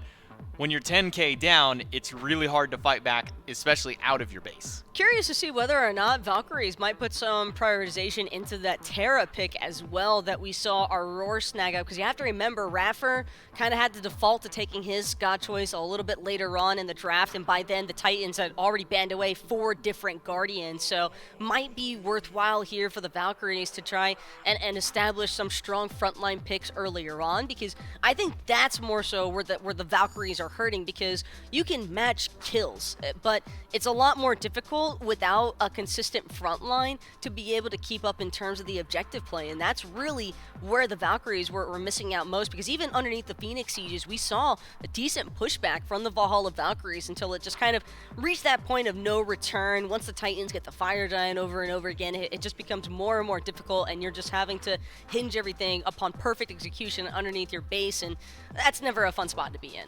No, it definitely isn't. As far as the bans go, first 3 bans for the Valkyries, all mages. Hell, Morgan Le Fay, Tiamat. Not wanting to give Paul the option to play the Morgan Le Fay again, as he performed well on it in game number 1, was able to put out a lot of damage, a lot of area control as well with that sigil. And the first 3 bans for the Titans finally round out. It will be Odin, Osiris, and Fafnir, making sure to take away as much frontline as they can. The Osiris with his flexibility, the Odin being taken off the table as well. If you can't first pick it for yourself, you might as well just ban it away.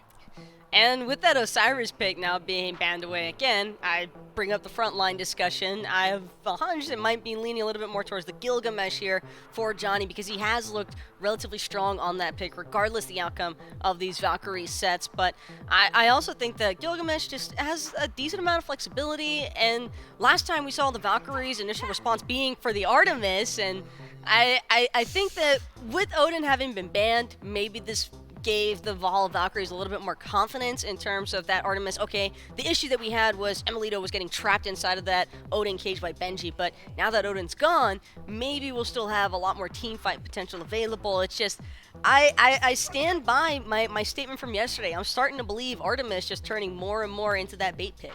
Yeah, maybe now that those walls have finally been taken away, there's not that hard lockdown, that hard area where Artemis just cannot have any fun. I don't even recall there being a Phantom picked up for it either, so it's just so difficult for them to deal with.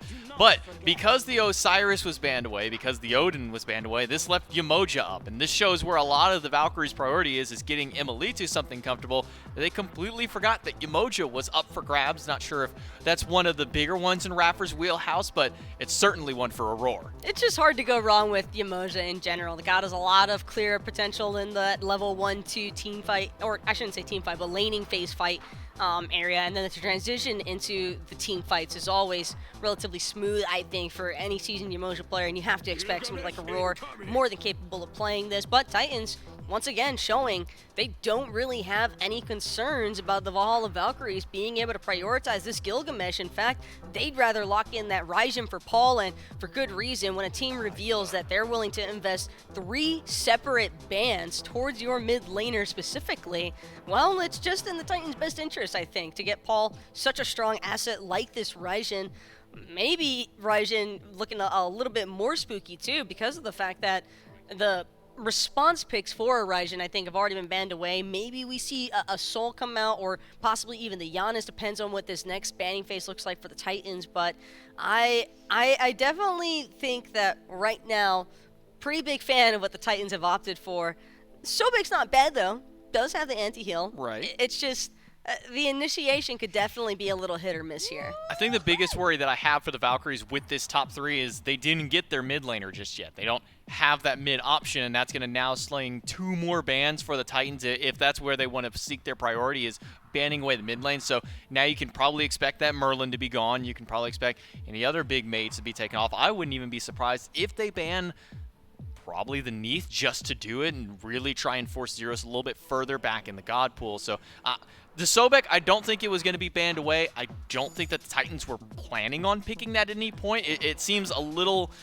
you can never be too mad with the Sobek in the draft. I'll agree with you there. But I think that this would have been a prime spot to get Zeros' mid lane mage. Drafting, I think, has always been an interesting thing to analyze when it comes to the Valhalla Valkyries, because it does seem as though this team has a tendency to just opt for certain pick preferences that aren't necessarily ones that you have to put a lot of priority into right away. But again, we're missing the context of what the team comms are like in general, so hard to really say without that piece of information being available. But Sobek having been locked in, I agree with everything you just said there, J-Mac. I don't think that was really a steep necessity for the Valhalla Valkyries. However, Benji, he's going to look for channeling down on this Pele aggression. So much burst already, by the way, between Pele, Hercules, and the Raijin. Not only that, but Emilito thought he was having a hard time with the Odin. Imagine how much worse that's going to be amplified now that he's got Pele and Hercules running at him. And a Yamoja to throw any kind of riptides to make it even worse for you. This is a scary 3 gods to be running down any of your players. Even this Baba Yaga might have a potential to struggle as that gets locked in for the Valkyries. But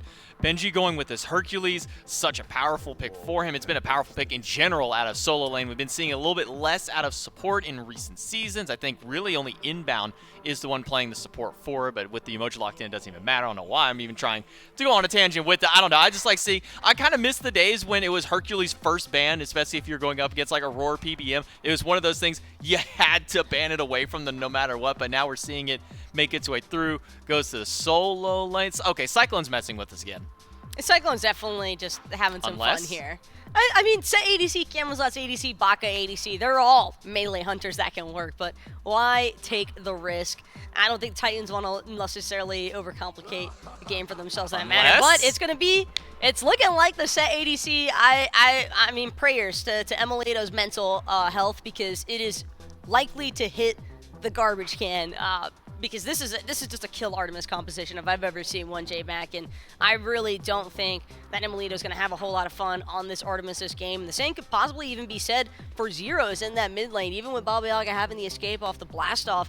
Not sold that Home Sweet Home and Blastoff are going to be enough to really escape, because Pele set already, I think, 2 of the best assassins in terms of just hammering down and diving the backline. You can't really stop them from getting to your carries, and not sold that it's exciting to see Ducky on the tier. Fearless is always a fun aspect to look into, but how well the Valhalla Valkyries have to execute in order to prevent a lot of the rundown potential here from the Titans, that's where the real question mark surfaces.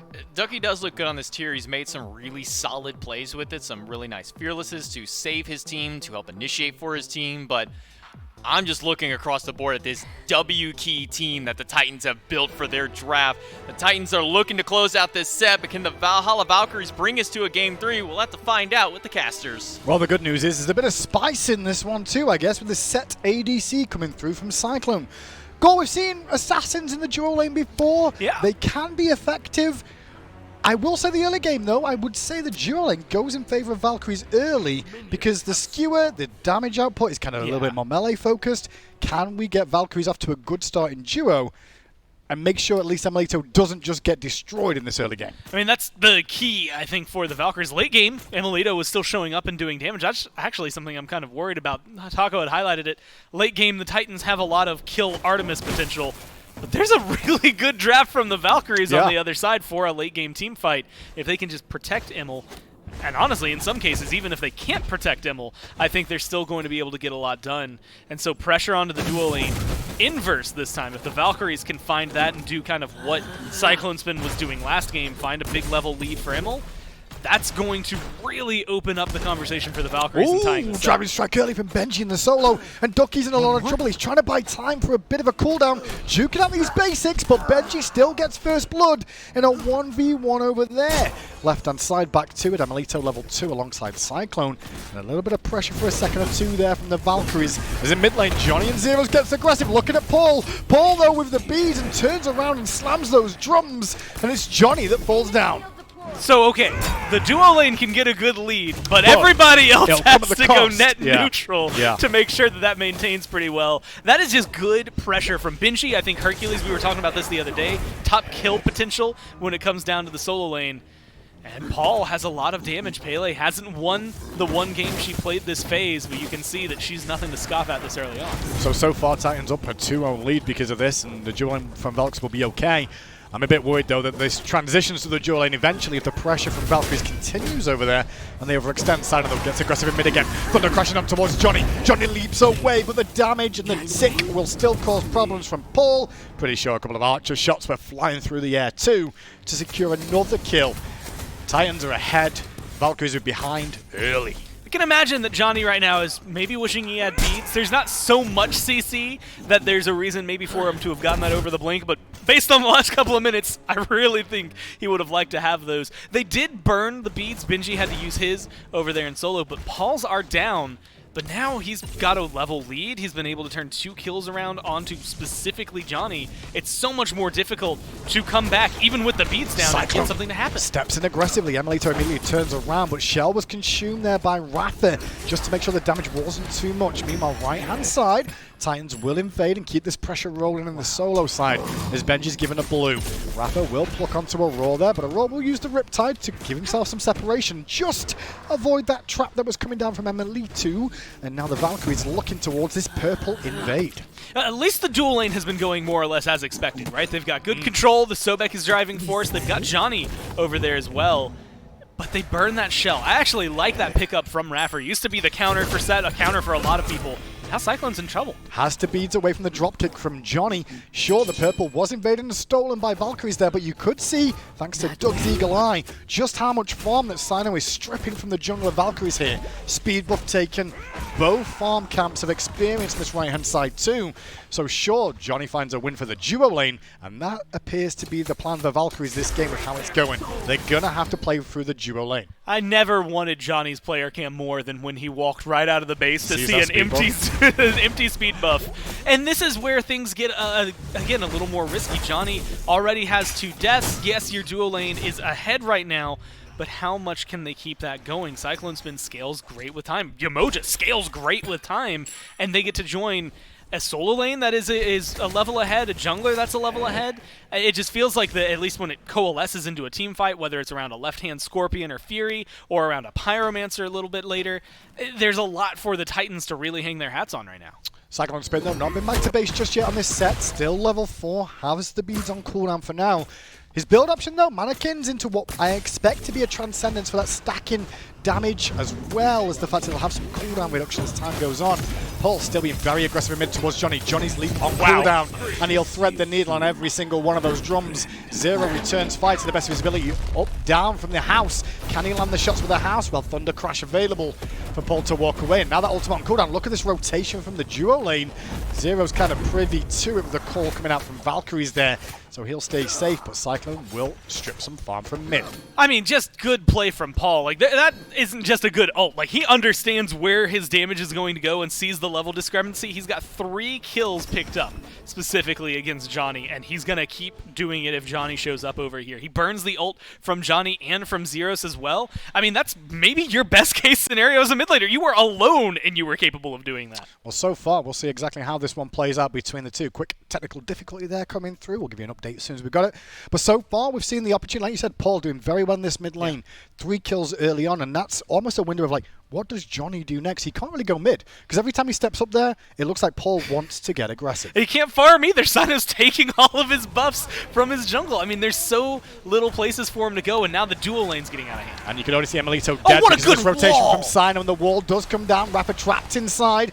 Will escape with the barest amount of health, but Cyclone can jump to that clone and secure the kill to get Titans to 6-0 in less than 5.5 minutes in the game. I mean, look, game 1, I think the Valkyries, things got out of hand pretty quickly in the early game, gold-wise, but they were at least keeping up in terms of the kills. They were really able to push back, and they had some fulcrum leverage against the Titans. Not so much right now. I mean, it's already ballooned to almost 3,000 gold. We're 6 minutes in. It's been 6 kills. The Titans picked a composition to fight, and they are not shying away from it. They put Johnny down so hard early on that now he's got the wins of Shamash, but it's starting to feel like maybe a little too late for him to get involved, at least as early as we would like to see it. And so maybe this is a good chance for him to start showing face. But then the duo lane goes down, the place that was supposed to be the holy sanctuary for the Valkyries. It just showcases that the Titans are not messing around this game. 3k gold discrepancy between these two teams now, as Titans have really run away with it in this early stage. And every lane on the Valkyries now at a deficit. As you look down the roster, sure, they're not in the right order, don't worry about that. But at the same time, there is a deficit across these roles right now that we're going to have to see Valkyries trying to grab back into. I think the one concern I've always got is when the heads drop of a team during a game, when they're like, okay, this is almost insurmountable. Yeah. I would say 3k at 6 minutes is very unfortunate, but they're not just out of it yet. We'll see if they can fight back in, maybe with a core 3v3. And Sobek rotating in here can help support them a little bit more and allow Johnny to get a bit more fun without getting fully engaged by Paul. Yeah, he's finished off his Transcendence, so he's going to be able to start stacking that. Same goes for Cyclone Spin. You had pointed out that he was going for that earlier. He's 11 stacks in. But it's this damage difference right now in mid. Baba Yaga's just going to take a little bit longer overall and hasn't gone for the Warlock stack. Cyclone very low up against Emilito, but turns damage again against him. Beads down, but now Cyclone overextended. What can he do to get a kill? Emilito stepped up, and for a second I thought that they could be punished. He may still be punished. Sino's looking for the shot over the wall with the ward. Won't find it though, but now they're a bit overextended. Zeros rotates in. Focus towards the Raw for a second. Sino still has ult. Drop kicked into a wall though. The damage is good. Sino uses the ult though, comes in, and Emilito did not base. He stuck around to secure the second kill of the game on towards the Titans. It's the Titans over-aggression that's been punished here by the Valkyries and giving them a bit of a window. But look at the damage on Rafa from Paul. The drum's now out and Zeros will go down too. This was great from the Valkyries for a moment until Paul showed his Raijin face. Titans, you had highlighted it, punished for their over-aggression, and then immediately Valkyries punished for their over-aggression. Maybe even more so if Paul is able to just barely misses the last hit or has less damage necessary to find that kill, should be said. If that goes the way of the Titans, at least with killing Johnny as well, then it's such an absurd swing that even though it was a great initial fight for the Valkyries, it definitely would have started to fall apart, specifically because Paul now has 3 stacks on that Charon's coin. Baba Yaga is just going to accrue those as time goes on, but Paul's earning them the old-fashioned way. He's getting the kills. You also see Cyclone's been similar position now, half health, and showcase that it's not the end-all be-all. Yes, you have the Transcendence. Yes, you're getting the stacks. You can't just dive in to Emilito and expect things to go well yet. But if they continue on this path, at least the way things are going, Gold Fury spawned up. If I'm the Titans, I'm starting to think about this objective because we have such good control. In terms of the laning phase from Valkyries, though, I think Emilito will be quite happy to be positioned near his tier 1 tower for the most part, so the set has to overextend a little bit. Rafa contesting in mid here. Paul, though, rotates in after the pluck was used for a bit of mobility and escape. He's not below half health as he's only level 6 here, up against the level 10 from Paul. This Raijin is swinging in the early game, and that's one thing Valkyries don't want to deal with, fighting around Paul at the moment. But all this pressure in mid is opening up opportunities in the jungle. Red buff now stripped away. Aurora, low on Omni near here, could be looked at for a second. Johnny still giving chase. Ducky rotates from solo early too, and Aurora out of Omni. Fury is here, but all this pressure from Valkyries, they don't find anything. Titans fall back, Titans stay clumped, and it's no pressure available anymore. If anything, it's a win for Benji. Yes, Benji recognizing, hey, wait, I'm alone over here. I'm just going to go take myself another blue buff. This is what, the second time at least that we've caught on camera the invade from Benji. And so making sure that Ducky feels a little out of place. Now Raffer might be. Oh, well, he just escaped the walls crashing on him, but still focused from Aurora, who chasing through the jungle. Nothing else really to be found there. Left-hand side, though, there's results for the purple buff. Emilito has 3 members around him. Rafa is on the way to help defend, but purple already taken down. And Titan's just trying to find picks or objectives in the jungle. And it's a pick they may find first onto Rafa. Sino uses the ultimate, but it's not enough for the kill just yet. Juke back from Rafa saves his life from Aurora, who's now out of Omni. Johnny and Zero's on the scene, but blinking from Johnny looks towards Sino, who's surrounded by Paul too. Johnny still looking for the kill, won't find it, however. And Zero's there with the house to try and follow up. Will not get a pick, but Benji rotates him from solo. Zero's under threat, as is Cyclone Spin from Ducky. One more hit will do it onto Cyclone, but Ducky can't find it. Lawbringer up, down in place, will secure a kill. Emilito now pressured out by Aurora. Benji still rotates in, level 12 for him. Has to blink online. Emil has beads though, may need to use them soon. He'll avoid the stun from Aurora, but the driving strike damage is still good, and the boulder ricochet will not connect off the wall for the kill. Emil's still alive, but Benji able to tank the tower for a year and a half if he wanted to. Cancel that, maybe just half a year. Now though, Rafa comes in at level 6, half the level differential between him and Benji. He'll pluck onto Aurora, who's only level 8, but Ducky peeled away by Benji to give Aurora an escape route with that Riptide. Ducky's still hunting for it though. A wild game of kills on this left-hand side that no one's really finding anything from. Or are they? Paul now in the fray. Now Ducky's just left in this weird position, actually alone. Raffer's hovering nearby. I think that's going to be all she wrote for that one. A ton of damage dealt for very little payoff on either side. I think a couple of kills end up happening. Raffer beautifully almost dies, backs, heals, comes back, almost dies again, but manages to get out twice. I mean, the Titans just showcase, I want to say good prowess. Valkyries, good prowess in the middle of the team fight. And because it doesn't go either way, no objectives lost. Well, the goal differential between the two is still around 3,000. We said that at 6 minutes in, it was a 3k lead. Valkyries have technically stemmed the bleeding, but they've not managed to claw back any of that lead just yet. I do also want to touch on Emelito's build here as well, going for the Shifter's Shield, which I think is a pretty viable, opportune time to do this up against an assassin against you in lane. Yeah, and a difference, though, because you're going to lose, like, Ichabod is a good starter item, but typically your power curve is picking up the next 2 bows, right? You need a Silver Branch, your Artemis. That's where your power has been. So it is going to delay a little bit of that, but like you said, it's very helpful, especially against this entire composition, not just the set. Everyone wants to kill him. Well, you don't do damage if you're dead. Yeah, that's a good point. It's an amazing line, right? So if you live, at least you can still deal some damage. You get something out. Emelito sees the Titans doing this, and they had rotations coming in. Riptide used by Aurora to escape the leap in from Johnny. No further follow-up available from the Valkyries unless they want to dive the tower, but they do know that Titans could be rotating in. Sino was hanging in the area there as Benji now going to proxy a wave. Ducky was on an early rotation to support. No Gold Fury taken by either side just yet. Cyclone, though, catches Emelito overextended here. Rest of his team not around, and even with a Shifter's Shield, if you're that far pushed up alone, you will be punished. Johnny, though, looking to punish Cyclone, who went all in. Dropkick fuse, but the 1v1 was not the greatest there at all. The damage from Cyclone, too much for Johnny to handle. Rafa will pluck Aurora under the tower, but he's going to be able to weather the storm to allow Sino and now Paul to rotate in. And Paul's got good damage. I don't know if they're going to continue diving the tower. Those Zeros right behind him. There's a lot of good targets, but I like the call from the Titans. Back up and recognize where you are.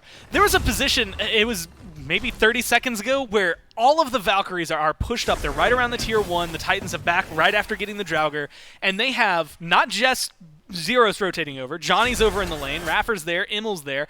They also have Ducky, a full 5-man rotation on the left-hand side of the map. And it looked like the best positioning to then pivot from pressure onto the Titans into a Gold Fury.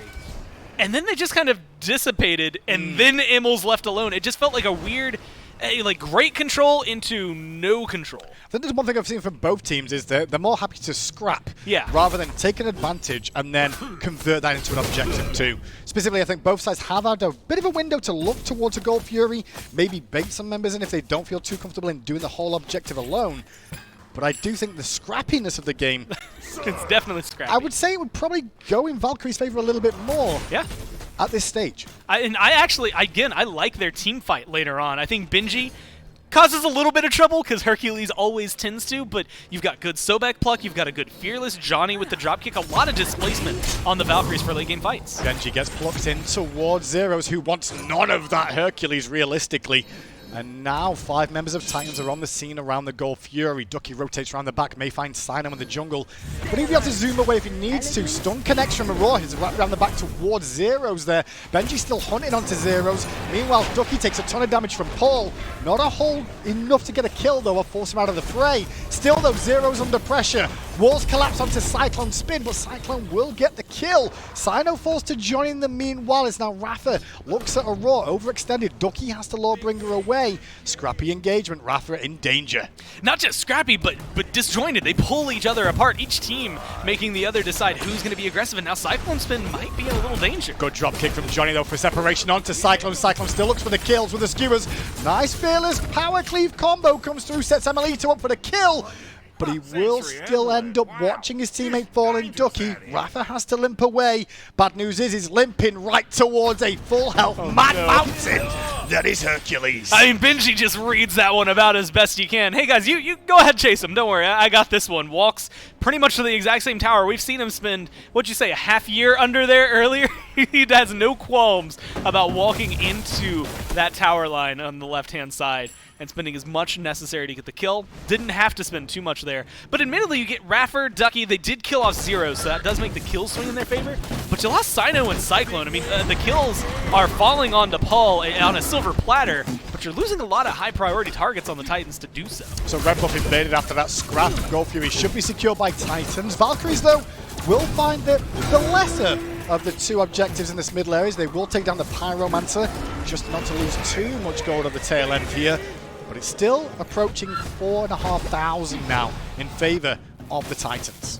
I mean, and they're playing, again, really well. They've only managed to accrue about 1,000 gold in 10 minutes. Yeah. And admittedly, like you said, stem the bleeding. You've stopped everything. The Valkyries' fights have been getting a lot better. They've lost less in each engagement. It was 6-0, and while that lead still technically exists for the Titans, the Valkyries are getting 4 kills onto Cyclone and 2 onto Cyno. And I got to argue, I mean, Cyclone is the one engaging these fights. Cyclone is the one dying in the majority of these fights. Well, Cyclone still has a level lead too. Let's factor all that in of like, he is the initiator, he's happy to go aggressive with this assassin, and it's still paying off beneficial for the Titans. I mean, yeah, if I see Paul at 6-0-2 in any Titans game, I don't care about the rest of the team. He's doing his job just fine. And I think that's exactly how Cyclone's kind of playing this one, or at least approaching this one, which is, as you said, kind of, I'm going to go in, I'm going to get 2 or 3 of them at half health, then you guys just play with the rest. I'm probably going to die in the process, and this time, yes, every single time he has. But he's creating so much space for everybody else. And the only issue I have is that Cyno has a very similar god to that, and I haven't been seeing it as much. Every time the payload goes in, it feels like they're getting controlled. And of course, as I say that, Cyno gets a solo kill. Aegis was available there for Emelito, wasn't used, didn't catch the hold of the fight to see if there was a window to use it, but he will fall down to Cyno. Meanwhile, in the mid lane, you did see the blinking from Ducky, who got the beads out of Paul in that mid lane, even though the call came through from Aurora. Benji now on the scene in this mid lane too. Cyno's getting a bit of a 1v1 time in that duo lane, and that will fall down as Ducky juggles Benji over the wall. Great rip time though from Aurora. Not sure if he was trying to pull somebody out or just help Benji out of danger. In the end, it did help Benji out for a second or two, although as we said, he could definitely take some shots. I will say though, for Raffer and Ducky, I can't think of anybody I want to pluck to the backline less than Benji. Like, I'm gonna throw you right to our mid laner. Like, there's some scenarios there where Benji gets a good push onto 0, and that fight goes downhill fast. I'd argue a lot of the members of Titans I don't want being plucked to the backline because Cyno, there's Cyclone. 2 assassins. you pluck an assassin to the backline, unless you burst them instantaneously, they could put out a ton of damage to your carries. And that comes down to a lot of positioning here then for the backline for Valkyries of how do you get the damage out without stepping too far forward. As now the game kind of peters for a second or two, everyone will fall back to farming up their jungle with no objectives available outside of the Fire Giant. The luck will be to try and find a pick anywhere, and Zeros will avoid that Earthbreak, and thanks to using that lovely little pot. However, left-hand side, Emelito gets 1v1'd again. Aegis was consumed that time round. Won't keep him alive though. Assassins on the Titans and soloing Immel. Right now, they're going hand in hand. They like to be together, and it's created a lot of space. Very similar to last game. We've seen that Tier 1 already fall, but Tier 2 going to fall here for Immel. He's not going to have a safe haven on the left side of the map to farm up the same way, and it's quickly escalated to a 3-level difference between him and Cyclone. Cyno doing a good job in there. It's just delaying Rapid for basic, because this is opening a window for Titans at the Phoenix on the left-hand side. This is a pre-20-minute Phoenix being looked at as Johnny drops the Winds of Shamash, tries to force the carries of Titans back, and does so. Ducky now on the scene to just zone them away and make sure they don't lose a Phoenix. Johnny walks into the jungle though. I don't think you... Nope. Close that door. Close that door. I do not think you want to go out there against all 5 members of Titans who are in the area. I mean, at this point, FG is on the board for the Titans if they feel like they have enough of a lead to start pressuring a Phoenix under 20 minutes. I expect to see them pivot that way, but I mean, that's insane to think of. And like you had said, Cyno doing a great job delaying Raffer. Now the Valkyries feel a little more full force, save for Emelito, who's on the other side of the map. And that's where these openings are being created for the Titans. No Fury, no Pyromancer. They could put pressure onto the FG, but then you have to look at Ducky and his capabilities to get in there. Same thing for Raffer and potential steals. Very similar situation to game 1. FG being taken by Titans. Emelito looks towards the dual lane. Doesn't go though, because it doesn't look like the Valkyries were very aware this Fire Giant was under threat as quick as it was. Ducky blinks in though, tries to get in the pit. Phyllis is a roar, tries to knock him out. Driving strike from Benji on towards Ducky.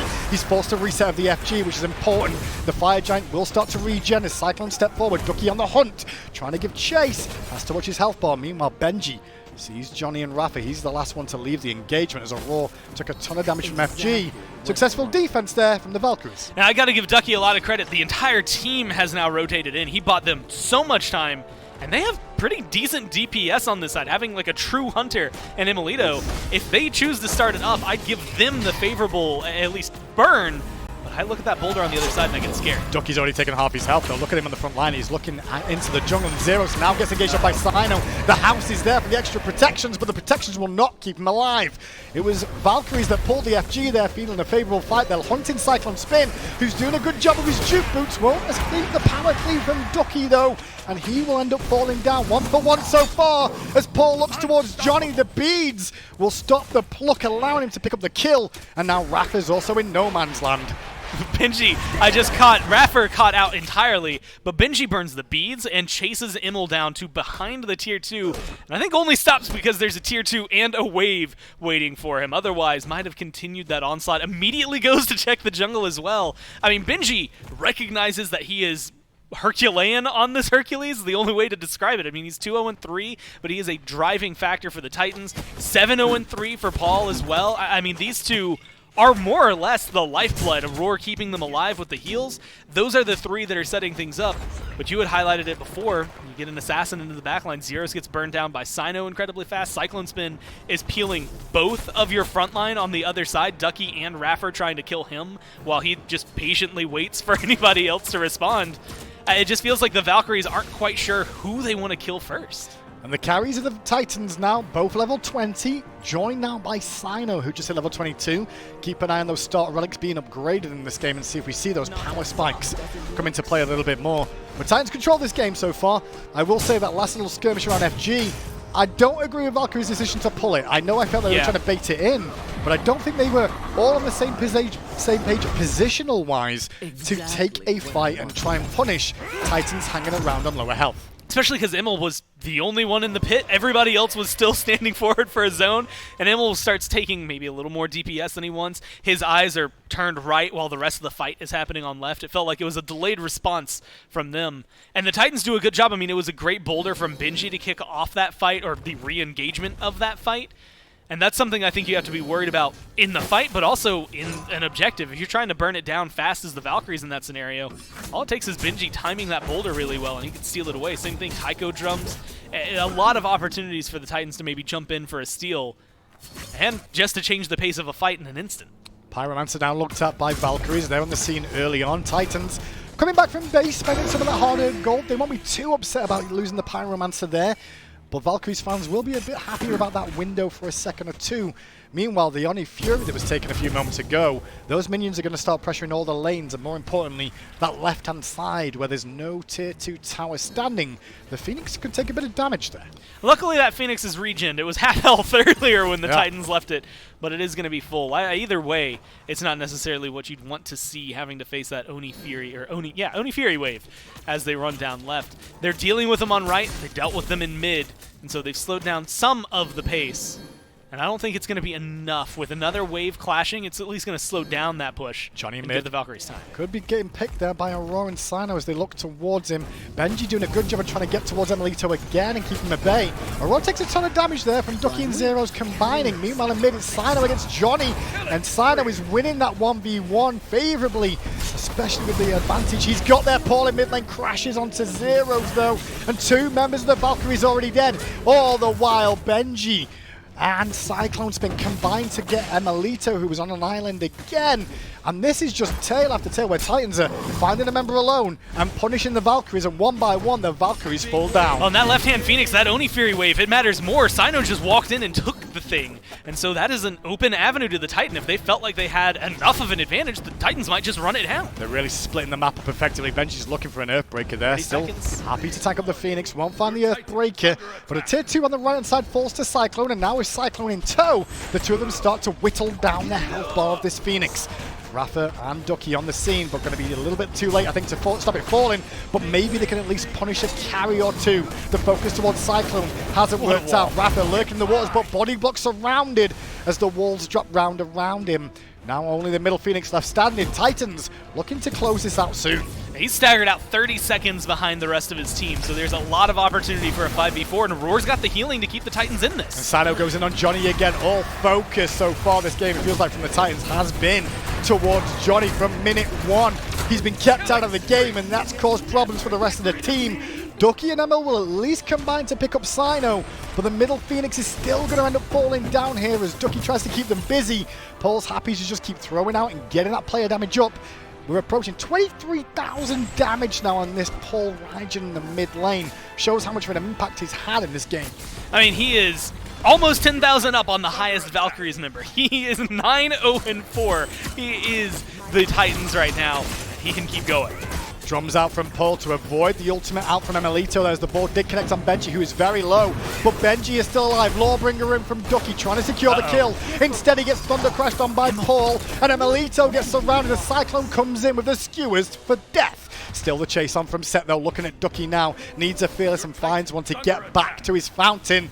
But it might be all she wrote for this one. Titans looking to close out the game against Valkyries here. In a quick, swift, decent 2-0 from their standard. Looking to give Sino his first win on the Titans team. Well, they're getting pushed back. Aurora actually gets plucked back into the Titan room with the rest of the Valkyries. This might be enough to bounce them back. But again, 3 Phoenixes down, Hindu, you had highlighted that. Here's the part that it should blow your mind. They did all of that without the Fire Giant. Yep. That's a typical Siege. Nothing about that was outrageous, except for the fact that they weren't empowered. I do feel, though, having 2 Assassins on your team, sure, we don't see it too much in the Hunter role, but having 2 Assassins means you can split the map apart, you can force 1v1 situations against favorable targets for the Assassins. I mean, if you look at poor old Emilito this game, I know we keep harping on that, but he's going to deal with either Hercules running in consistently, or he's going to face Sino or Cyclone 1v1 every time. And as an Optimus, you've got a trap, sure, you've got a bore, sure, but 1 beads and you've probably lost half your health. Yeah, your peel can only do so much. I do have to give him credit again, though. 2,000 damage behind Cyclones, but he's on par with Sino. He's getting anything he can out there. It's actually Johnny right now that is maybe a little lacking in terms of the jungle. He's 11,000 behind. That's where he started in this game, though, was the focus he was the first on Johnny. blood. 3 deaths in a row, first couple of minutes of the game, and that just kind of took the jungler out of the equation for this game. Johnny in mid lane again, now in a bit of an awkward spot, trying to farm up. Ult in from Sino, trying to give chase and find the knock-up, and will do so. Rafa cannot help him out there at all, but now those cooldowns wasted by Rafa. Sino goes, hang on a second, I can beat me up a crocodile. The rest of Titans, meanwhile, start to figure things out towards this middle lane, bringing the minions in, right hand side's pushing, and Rafa's still alive for now, but the combination now of Cyclone rotating in 2 should secure his demise. Aurora in mid escapes the Riptide, the Lawbringer into the Riptide is what I saw happen there. No, it's all it was a blink that came through straight after the Lawbringer. Aurora still alive, Zeros will secure a kill. Meanwhile in the Titan room, Emilito's falling to Benji and Cyclone again. And only Zero's alive for the Valkyries. And the Titans are giving chase. Oh, and look at the Titan right now. There's fire minions galore. They're letting the minions finish this one for him, too. And with that, the Titans take it 2-0. Zeros will keep his KDA a little bit better by not falling at the end there. And no real surprise that we see the Titans win here today, but let's look at what we saw, really. Sino, how did he do today? Honestly, I think the second game was a lot cleaner. Like, the first game, you saw a lot of fight back from the Valkyries. When you're trying to compare it to the way Titans won, let's say with Layers against the Scarabs the week prior, it was definitely more decisive from the Titans. So if they're looking at it, definitely still feels like a warm-up, but Game 2, he fit in really well. You could see the kind of goal and composition they were playing for, and it felt like they meshed just the way they needed to. An expected win from the Titans, but yes, there was some synergy there with Sino now coming in the jungle. Can Titans continue to capitalize that on the coming weeks? We'll find out. For now, though, we're going to go to a quick break.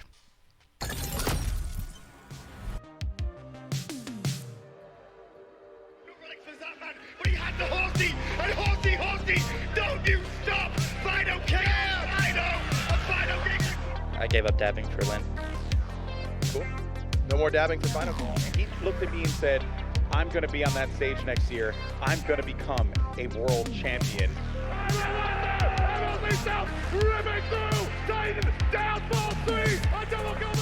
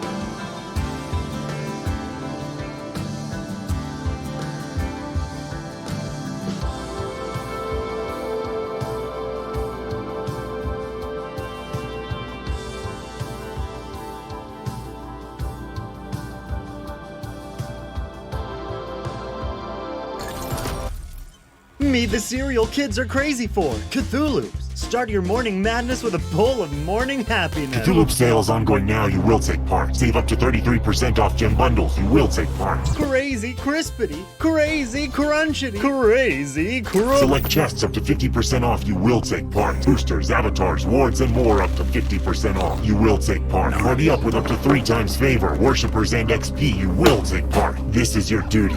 Crazy Cthulhu-y, Cthulhu. Surgeon General's warning, Cthulhu's are not of this world and should not be ingested by children or adults over the age of 80. Gems are not included as a prize because Cthulhu's are not real. Reality is meaningless, time is a construct. They not all hope when you ingest Cthulhu's. Use as directed, part of balanced breakfast. For the crispity, crunchity, crazy crunch, get cuckoo with Cthulhu. You will take part. Of a balanced breakfast. Can we take a commercial break? Welcome back to the desk after a Tartarus Titans 2-0 victory, able to take down the Valhalla Valkyries in our first set of the day, and a big win for them as they move into next week. But more important matters at hand. Look, I'm running low on peanut butter stock at home. I'm on my last 3 slices of bread, and the only way I can get anything more is if you guys buy some gems. August 20th to September 6th is when you can get them. As the commercial said it best, up to 33% off. The more gems you buy, the more bread you can put on my table, and the more skins you can have in SMITE, which is probably the more important thing. You guys don't care about how much food I eat at all. It's all about what kind of cool cosmetics and everything else that you can buy with those gems. The Tier 5 Cthulhu skin is going to be coming out soon. Want to make sure to get your hands on that if you can. But J-Mac Tucker and Taco joining me one more time here to round out the set for the Tartarus Titans. And they kind of played around a little bit at the end, I'll be honest with it, but ultimately the Tartarus Titans do come out with a win. Yeah, my parents always told me never to play with my food, but the Tartarus Titans seem to have missed the memo. Like, yeah, true on the Cthulhu's, but Tartarus Titans for real. They definitely played their comp to a T. It's the execution that I think we know that this team is more than capable of, and the set ADC definitely seemed to prosper there, but I think a lot of that riding off the back of Johnny just being shut down so early on, thanks to all that jungle mid-game play coming out of Paul and Sino. Yeah, Paul was making very early rotations in this game. We did get to see the first blood go the way of Benji. That's where the first little spiral out of control went. And then we saw a fight over in mid lane where Paul was able to get a kill, or not just one, but 2 kills actually against Johnny back to back. And Well, from there, it just started getting even more difficult for the Valhalla Valkyries to fight back against them as Cyclone Spin's set was starting to come online. Paul was already like 5-0 by the 10-minute mark and just made it almost impossible to fight back. And anytime you find yourself, especially at this level of play, even the slightest bit behind, you're largely just looking for game delay here, but just not... I just don't think that the Valhalla Valkyries really had anything at their disposal to really try and stretch things out. Their objective confirmation was definitely a little bit more questionable here in comparison to that of which the Tartarus Titans had opted for. And again, I think it was really just this double assassin kind of DPS burst damage. It's so hard to get away from, and just when you think that you're on the edge of being able to survive, all of a sudden you've got Raijin on top of you, all of a sudden you have Hercules, and even Aurora with that Yamoja just creating so much separation at times throughout these team fights. It was a very chaotic situation, I think, for the Valhalla Valkyries to try and escape from.